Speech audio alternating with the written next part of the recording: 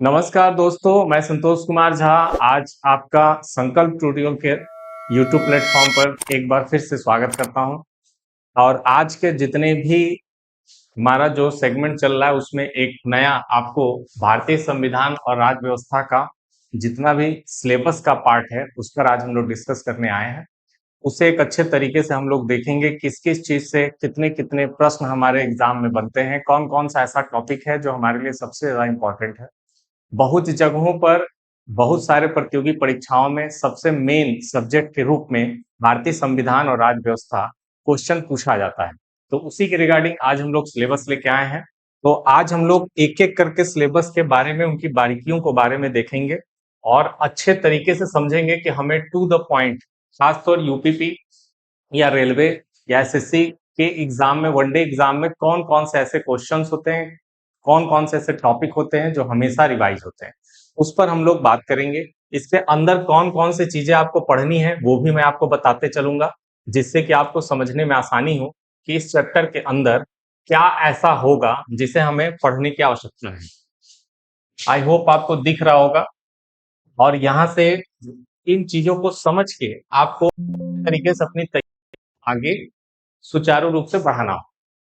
सबसे पहला आपको पढ़ना है भारत का संवैधानिक विकास, कॉन्स्टिट्यूशनल डेवलपमेंट ऑफ इंडिया। इसी को आप देखेंगे बहुत सारे बुक्स में हिस्टोरिकल बैकग्राउंड ऑफ कॉन्स्टिट्यूशन ये भी लिखा हुआ है, ऐतिहासिक पृष्ठभूमि भारत के संविधान की। भारत का संवैधानिक विकास या भारत के ऐतिहासिक पृष्ठभूमि दोनों एक ही बात है।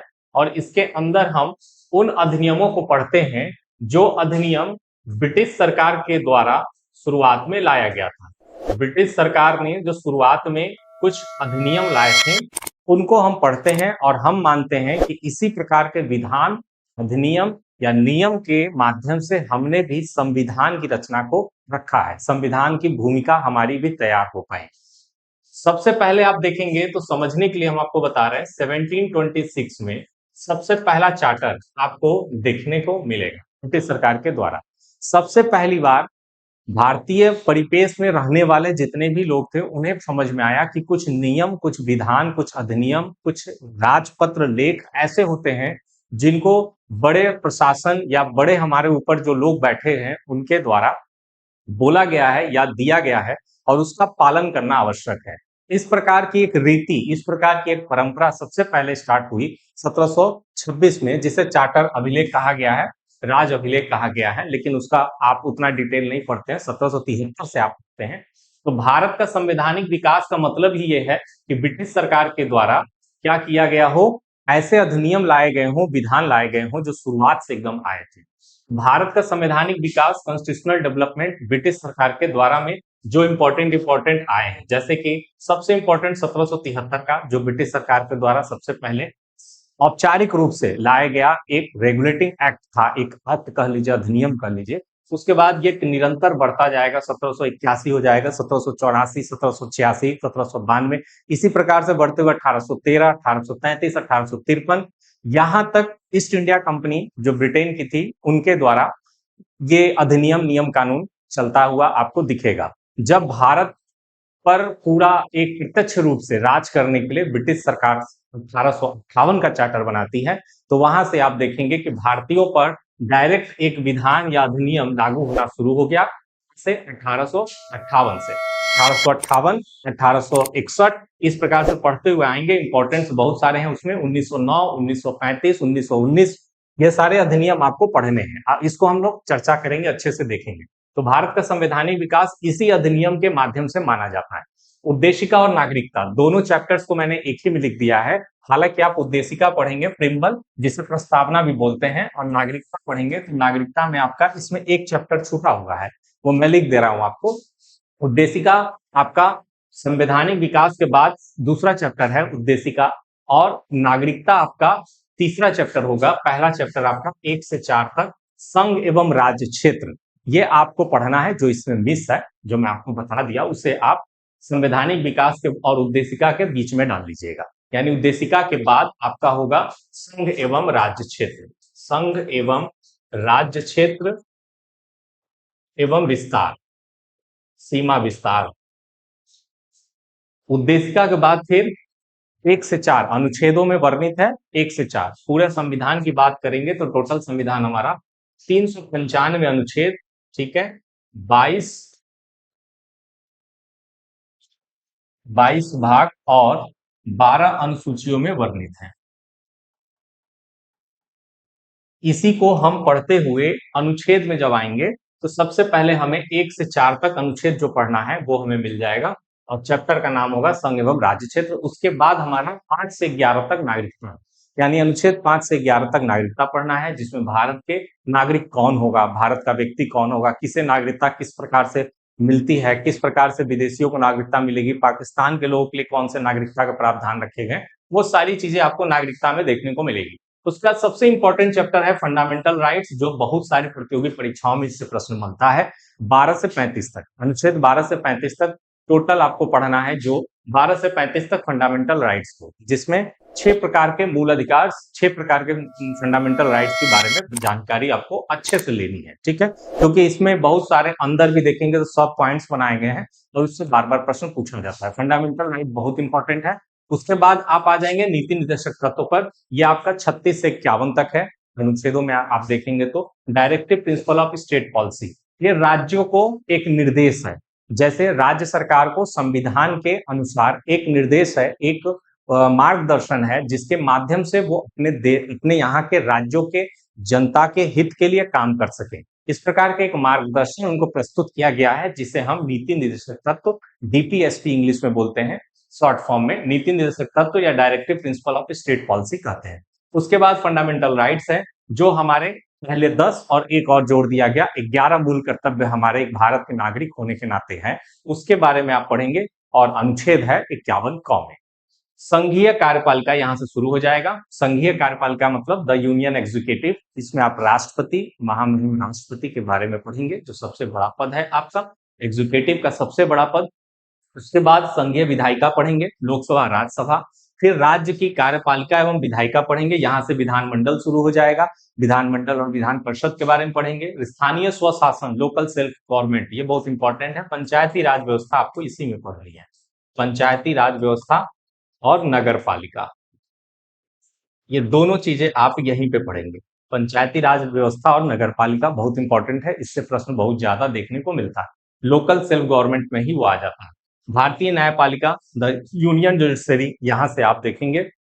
उसके बाद संघ और राज्यों के मध्य संबंध, relation between the union the state, यानी राज्य और संघ के बीच में किस प्रकार के संबंध होते हैं, अनुच्छेदों में वर्णित है, उसके बारे में हम लोग पढ़ेंगे। ये सारी चीजें आपको अपने तैयारी में ध्यान से कर पेपर में बैठना होगा, क्योंकि ये बहुत ही इंपॉर्टेंट चैप्टर्स के रूप में माने जाते हैं, जो यहाँ पर हम लोग चर्चा कर रहे हैं। संघ एवं राज्यों के मध्य संबंध, relation between the union the state, और संघ और राज्य के अधीन सेवाएं।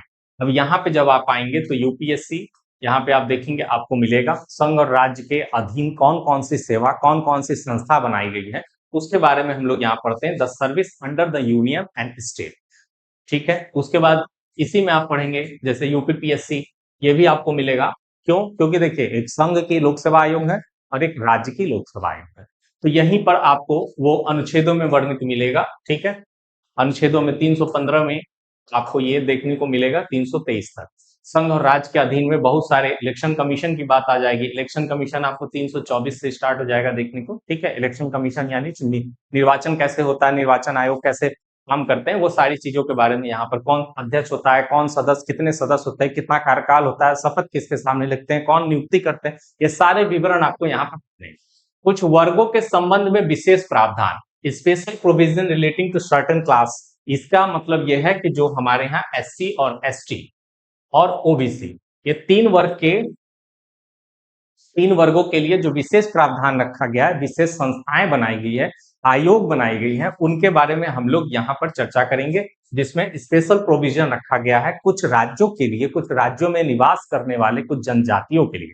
वो बहुत इंपॉर्टेंट सेगमेंट है, यहाँ पर आप उसको पढ़ेंगे अच्छे से, तब आपको समझ में आएगा कि किस प्रकार से। ऑफिशियल लैंग्वेज, राजभाषा, ये आपको पढ़ना है, 343 से स्टार्ट हो जाता है आपका।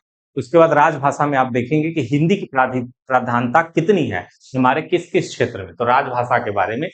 पात उपबंध, ये राष्ट्रपति की एक शक्ति है जिसे इमरजेंसी प्रोविजन बोलते हैं, इसे अलग से रखा गया है लेकिन कंपटीशन के ज्यादातर स्टूडेंट सबसे बड़ी गलती करते हैं, और जो टॉप टॉप पढ़ाने वाले बने हुए हैं जो इस समय के, वो भी गलतियां करते हैं कि राष्ट्रपति जब चैप्टर शुरू होता है तो वहीं पर आपात उपबंध भी राष्ट्रपति की जो शक्ति है 352, 356, 360 पढ़ा दिया जाता है, जिसके वजह से कभी भी एग्जाम में अगर इससे क्वेश्चन थोड़ा सा भी घुमा के आता है तो वो फंस जाते हैं। तो उसका कारण ये है कि ये अलग चैप्टर है, इसको अलग वे में पढ़ने की जरूरत थी, लेकिन आपने चैप्टर नंबर 5 में ही आर्टिकल 52 के पास जहां पे राष्ट्रपति हैं वहीं पर आप इसको खत्म करते हैं, जिससे मिक्स हो जाता है नॉलेज हमारा, और सबसे बड़ी समस्या हमें देखने को एग्जाम में मिलती है। तो इसे आप अलग पढ़िएगा, ये मेरा आपको सलाह है। संविधान संशोधन उसके बाद आपका है आर्टिकल 368 जो आपको पढ़ना है। संविधान संशोधन की क्या प्रक्रिया है इसको देखेंगे। संविधान को कैसे संशोधित किया जा सकता है, अमेंडमेंट किया जा सकता है, कुछ उसमें नई चीजें जोड़ी जा सकती है, कुछ पुरानी चीजें हटाई जा सकती हैं, किस प्रकार से इसका क्या क्या प्रक्रिया है, क्या क्या हमको स्टेप फॉलो करना पड़ता है, वो सारी चीजें आपको इस वाले चैप्टर में देखने को मिलेगा। यहीं पे आपको ये भी पता चलेगा कि किसी भी सत्ता पक्ष या विपक्ष जो बातें होती हैं कि सत्ता पक्ष के पास अगर 400 सीट यानी सांसदों की संख्या 400 हो जाए तो क्या संविधान पूरी तरह से परिवर्तित किया जा सकता है। आप खुद पढ़ के इसको निश्चय करिएगा जब संविधान संशोधन वाला चैप्टर आपको मिलेगा पढ़ने को, ठीक है। अभी एक नया चैप्टर आपको इसमें आ गया है, नवसृजित केंद्र शासित प्रदेश और जम्मू कश्मीर और लद्दाख। पहले ये नहीं था इसलिए आपको ये चीजें नहीं पढ़नी थी। New born union territory and Jammu Kashmir and Ladakh, इसके बारे में कुछ स्पेशल प्रोविजन बनाए गए हैं, उनको हम लोग देखेंगे। तो ये कंप्लीट सिलेबस स्टार्ट आज आपका डिस्कशन था, जिसमें आपको मेन जो चैप्टर्स पढ़ने हैं, मेन क्या ये ओवरऑल पूरा है इंडियन कॉन्स्टिट्यूशन का सबसे बड़ा। आप देखेंगे तो इंडियन कॉन्स्टिट्यूशन का सबसे इंपॉर्टेंट वाला सेगमेंट के जितने भी चैप्टर्स हैं उनको मैंने ओवरऑल ऊपर का जो हेडिंग है वो लिखा है। इसके अंदर बहुत छोटे छोटे अंदर हेडिंग्स बनेंगे, बहुत सारे छोटे छोटे पॉइंट्स बनेंगे। आज आपको सिलेबस की जानकारी हमने दे दी है।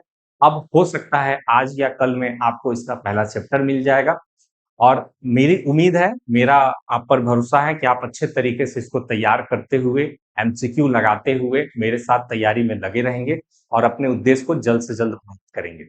फिर हम लोग अगले वीडियो में पहले चैप्टर जो हमारा सबसे पहला हेडिंग है संवैधानिक विकास कॉन्स्टिट्यूशनल ऑफ इंडियन कॉन्स्टिट्यूशन का, उसका पहला चैप्टर हम लोग लेके आएंगे और इत्मीनान के साथ उसको करेंगे। बहुत जल्दी भागने की जरूरत इसमें नहीं है क्योंकि बहुत इंपॉर्टेंट चैप्टर है। ठीक है, अगले वीडियो में फिर से मिलते हैं, तब तक के लिए आप सबको नमस्कार।